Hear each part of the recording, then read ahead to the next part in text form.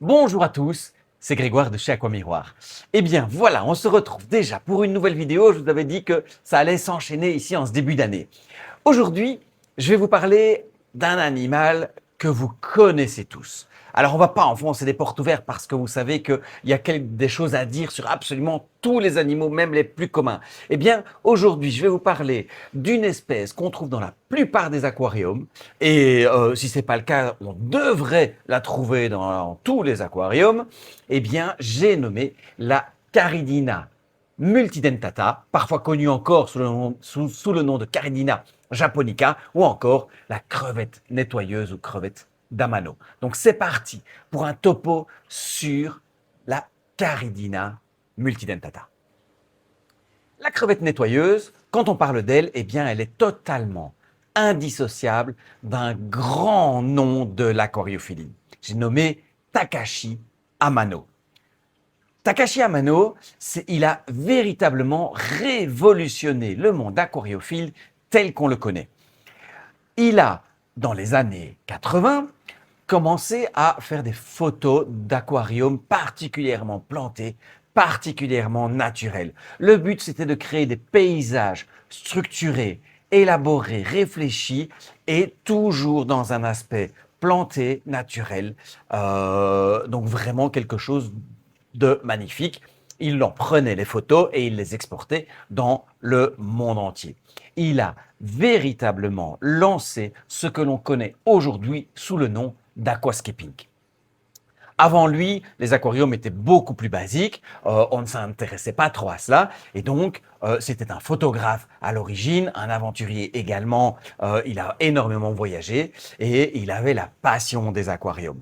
Mais le problème, c'est que dans ces petits aquariums, il faisait toute taille, surtout dans les jeunes aquariums, il était régulièrement confronté à des problèmes d'algues. Eh bien oui, même pour les plus grands, les algues en début de vie d'un aquarium, c'est quelque chose qui est très problématique.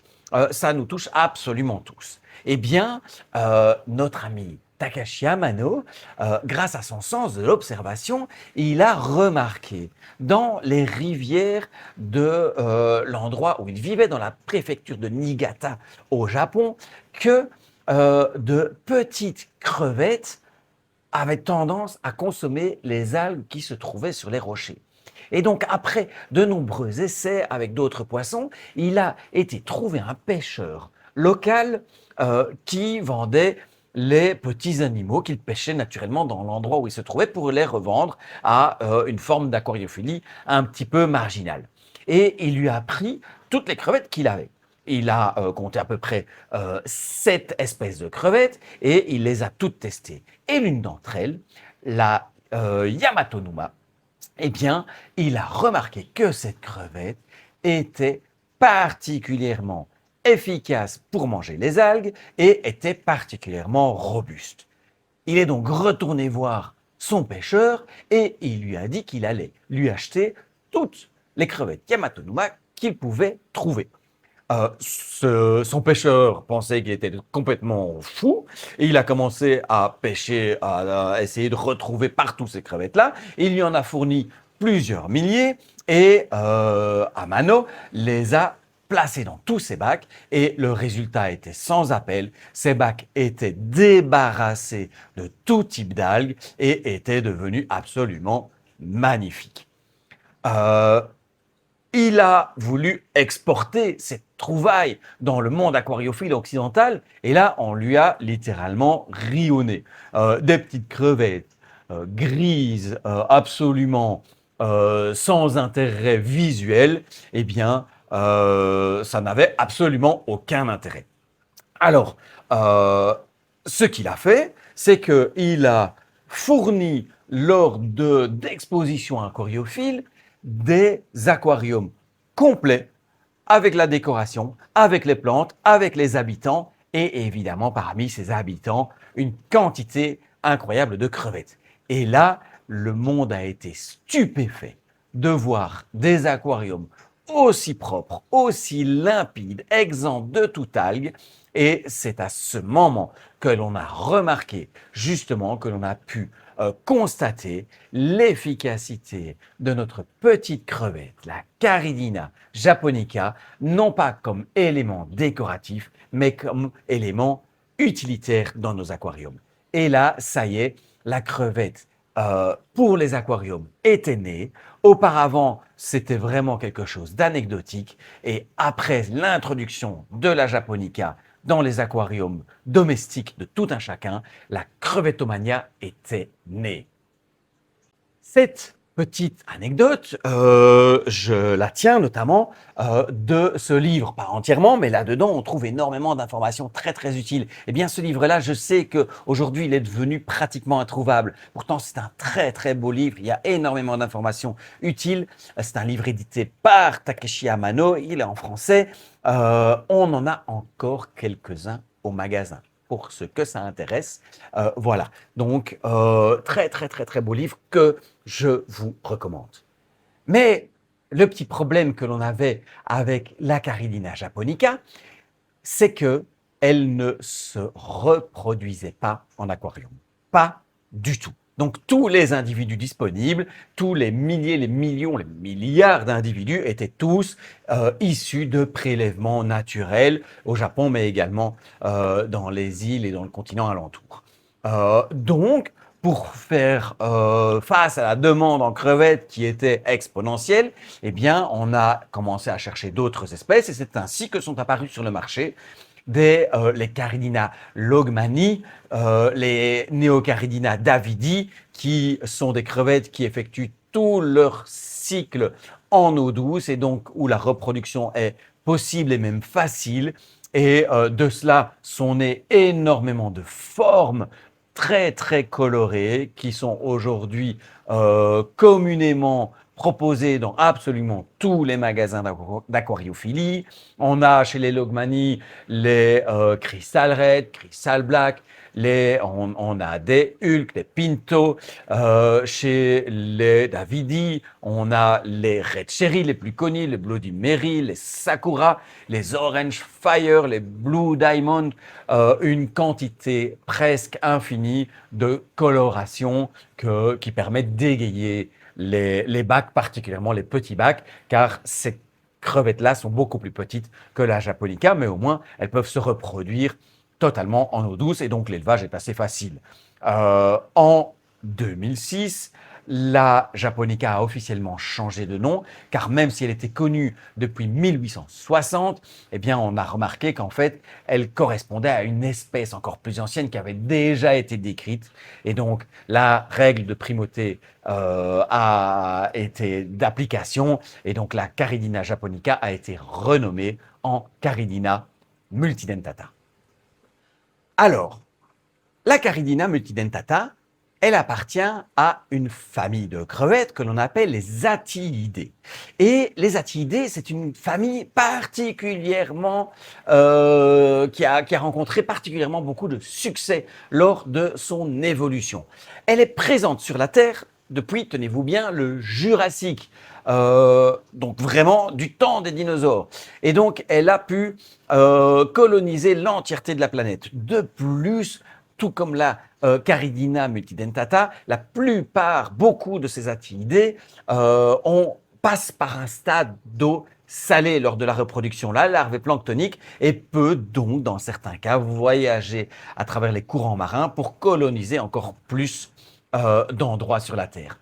Alors, pourquoi a-t-elle survécu jusqu'à aujourd'hui? Qu'est-ce qui est la clé de son succès? Eh bien, en plus de ce que je vous ai dit, de sa capacité de colonisation, elle a une arme secrète. Cette arme secrète, ce sont les CT. Les CT, à l'origine, ce sont des poils sensitifs que l'on va trouver sur la plupart des crustacés, et particulièrement sur leurs pattes avant, sur les périopodes, qui sont des poils simplement qui vont permettre aux animaux de se repérer et d'avoir des informations dans leur milieu. Mais chez les Attylidés, ces CT ont subi une spécialisation qui leur permettent vraiment de collecter dans un premier temps le biofilm, la petite couche bactérienne à la surface des rochers. Chez la Japonica, les CT sont devenus plus coriaces, plus durs et lui ont permis de gratter véritablement les algues. C'est pour ça qu'elle est aussi utile en aquarium. Chez d'autres attidés, on a par exemple la Limnocaridina, qui est une attidée du lac Tanganyika, qui elle va brouter le mucus d'une moule dans le lac et qui va également lui prélever un petit peu de la nourriture qu'elle filtre. Chez d'autres attidés, on a une spécialisation encore plus poussée puisque les CT se sont encore plus allongés, se sont ramifiés en microcétules et ont fini par former de véritables éventails filtrants et en se plaçant dans le courant, elles peuvent ainsi récolter la nourriture en suspension dans l'eau. Et là, on a par exemple des crevettes qui ont atteint des tailles beaucoup plus importante. On a eu vraiment une forme de gigantisme qui s'est appliquée un petit peu à l'instar des poissons géants, filtreurs de plancton, des requins, des baleines, qui sont devenus absolument énormes. Et bien chez les crevettes, on a eu plus ou moins le même phénomène qui s'est produit, en commençant par les Atoides pilipes, où là, on a une crevette qui a atteint à peu près les 6 cm en Indonésie. On a encore augmenté ça chez les Atiopsis molluxensis, une des crevettes filtreuses les plus connues en Asie, ainsi que la Latia scabra en Amérique du Sud et en Afrique, qui elles atteignent des tailles jusqu'à 13 cm et on a atteint un véritable gigantisme, la géante parmi les géantes, avec Latia gabonensis, un monstre énorme qui peut dépasser pratiquement les 20 cm en Afrique, mais également un petit peu en Amérique du Sud, où là on en a déjà eu également des spécimens particulièrement imposants ici au magasin. Eh bien, grâce à ces particularités, les Attidés ont pu coloniser pratiquement l'entièreté de notre planète. Alors évidemment, on en trouve beaucoup en Asie, c'est vraiment là l'épicentre. Particulièrement dans les genres Neocaridina et Caridina, il y a vraiment des centaines d'espèces. Mais elles ont atteint l'Afrique. Je vous ai parlé de la Limnocaridina, je vous ai parlé de Latia gabonensis. Il y a également la Caridella dans le lac Tanganyika, qui est une petite caridinée que l'on va trouver. Il y a également la Caridina africana, comme son nom l'indique, qui vit exclusivement sur le continent africain. Donc ça, c'est pour l'Afrique. Elles ont colonisé l'Amérique du Sud avec la Potimirim, qui est une petite crevette que l'on va trouver dans les estuaires du Brésil. On a la Tiflatia, qui est la Tiflatia cavernicola, qui est une crevette qu'on va trouver dans les îles, dans les grottes, comme son nom l'indique. Je vous renvoie à ma vidéo que j'ai faite il y a quelque temps sur les animaux cavernicoles. Donc ça, c'est pour l'Amérique du Sud. Elles ont même colonisé l'Europe avec Atia et Fira, que l'on va trouver carrément en France, dans les rivières françaises et en Italie, avec Troglocaris, qui est encore une espèce cavernicole, plutôt dans la région des Balkans. Et puis, évidemment, en Indonésie. Alors, en Indonésie, on pense aux Caridina de Sulawesi. Alors là, on pourrait encore en parler pendant des heures, mais la vidéo serait trop longue. Mais on a toutes ces crevettes qui sont endémiques, pratiquement particulièrement à un seul lac, par exemple, comme la Caridina d'Enerly qu'on reproduit ici au magasin et qui est absolument superbe. Et puis, on a également des espèces en Australie. On a aussi la Caridina typus, qu'elle, on va trouver carrément sur tout le pourtour du plateau de l'océan Indo-Pacifique. Et puis, à Hawaï également, on va trouver la Halocaridina qui est une toute petite, c'est même la plus petite de la famille, qui a des résistances à la température et au sel particulièrement élevées. On parle même d'espèces extrémophiles capables de vivre jusqu'à 20 ans et qui, elle, a été assez exploitée. Alors, on n'est pas très pour ce genre de produits avec les biosphères balls, qui sont des boules complètement fermées, en disant qu'elles pouvaient vivre comme ça, totalement en autarcie. Alors, c'est vrai qu'elles ont une résistance particulièrement importante, mais au niveau éthique sur l'animal, c'est quand même pas terrible. Donc nous, on a toujours refusé de vendre ces objets, puisque là, on n'est plus du tout dans l'aquariophilie. Alors, je vous ai dit que la japonica, elle était pratiquement impossible à élever en captivité. En tout cas, que ça représentait un très gros problème.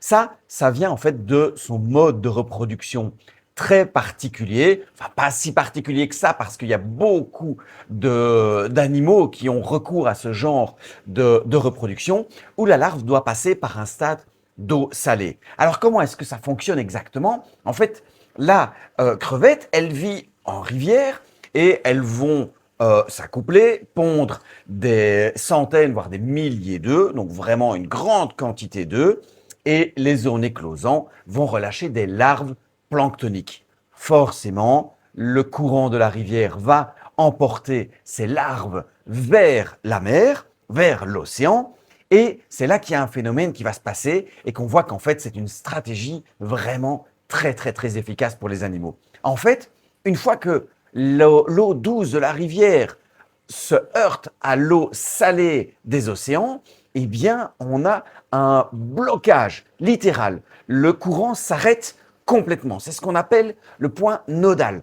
Le courant est totalement nul à cette rencontre et les larves, d'une part, sont stoppées, mais il n'y a pas que les larves qui sont stoppées. Tous les sédiments qui sont charriés par la rivière sont également arrêtés par ce point nodal. Et donc, ils vont précipiter, ils vont s'accumuler à cette embouchure, ils vont retomber sur le fond et ils vont donner ce qu'on appelle une zone de turbidité maximale. C'est là où l'eau est la moins claire. Mais elle est la moins claire, elle est également la plus riche. Et donc, les larves arrivées à ce point vont trouver une quantité énorme de nourriture. Elles vont pouvoir festoyer à foison, elles vont grandir à leur aise, elles vont prendre des forces, elles vont ensuite se transformer en petites crevettes, elles vont arrêter leur stade planctonique, elles vont retomber, elles vont arriver sur le fond.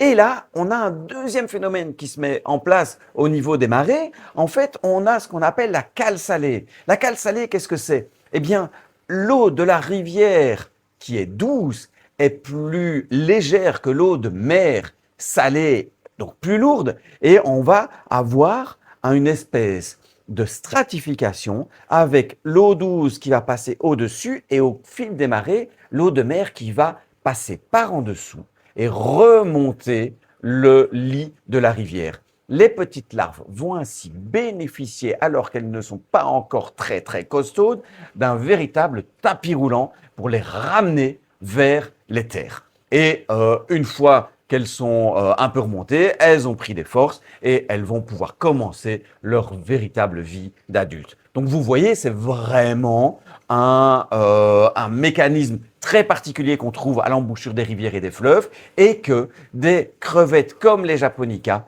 comme les atias et comme énormément de crustacés et de mollusques également ont pu utiliser pour pouvoir tirer un maximum de bénéfices de leur environnement. Donc, ce n'est pas du tout anodin. Malheureusement, c'est un mécanisme écologique qui est, vous vous en doutez, très compliqué à reproduire en captivité. Et donc, la japonica, elle a été considérée comme étant pratiquement impossible à reproduire jusqu'à il y a quelques années. Il y a quelques années, eh bien, on a réussi à mettre des mécanismes pour pouvoir reproduire ce phénomène en captivité. C'était déjà quelque chose qui était utilisé dans l'aquaculture pour d'autres espèces, pour d'autres crevettes, mais ce n'était pas du tout adapté aux petits individus qui étaient intéressants en aquariophilie. Aujourd'hui, la japonica, elle commence à être reproduite. Et justement, nous avons trouvé un éleveur de japonica qui se trouve en Allemagne, c'est Rein Garnalen. Eh bien, on a pu travailler avec eux et grâce à cela, on peut aujourd'hui vous proposer des crevettes, des Caridina multidentata d'élevage. Et en plus de cela, et ça, je vous en avais déjà parlé dans une vidéo précédente, on a enfin des couleurs non naturelles de sélection qui sont disponibles dans le commerce. Et donc aujourd'hui, on a également en magasin qui viennent toujours de cet éleveur d'Allemagne des japonica orange, jaune et snow blanche. Donc enfin un petit peu de couleur pour égayer les aquariums tout en garantissant le même travail et la même solidité que les japonica. Et pour ceux qui ont vu la première fois que j'ai rentré ces crevettes de couleur, eh bien, je vous avais dit que j'étais très très excité parce que si on y arrivait avec la japonica, eh bien, on devait y arriver également avec les autres crevettes qui étaient considérées comme étant impossibles. Eh bien, ça y est, cet éleveur-là, il nous fournit également des Atiopsis molluxensis d'élevage. Et ça, c'est vraiment une toute première dans le magasin. Donc, on est vraiment très, très content. Alors, il y en a, c'est un petit peu moins disponible parce que malgré tout, il y a quand même des petites... des petits phénomènes qui font que les Atiopsis sont nettement plus compliquées à la reproduction. Elles passent beaucoup plus de temps sous forme de larves que les japonica. Mais la technique existe maintenant. On peut proposer des molluxensis d'élevage. Mon éleveur m'a même confié qu'il était en train de travailler sur la gabonensis, mais que c'était encore d'autres épreuves qu'il attendait, que c'était encore plus difficile. Mais la gabonensis d'élevage est sur le chantier. Donc voilà, ça on est très content, on attend avec impatience que ça puisse arriver. En plus de cela, cet éleveur nous fournit également, alors là on va quitter les Atiidés, on va partir vers des macrobrachium. Bien, les macrobrachium, elles ont ce même mode de reproduction, si ce n'est que, eh bien, la macrobrachium qu'il nous fournit, qu'il a pu nous vendre, ce sont des macrobrachium rosenbergi. C'est la plus grande des macrobrachium, c'est même la plus grande des crevettes d'eau douce.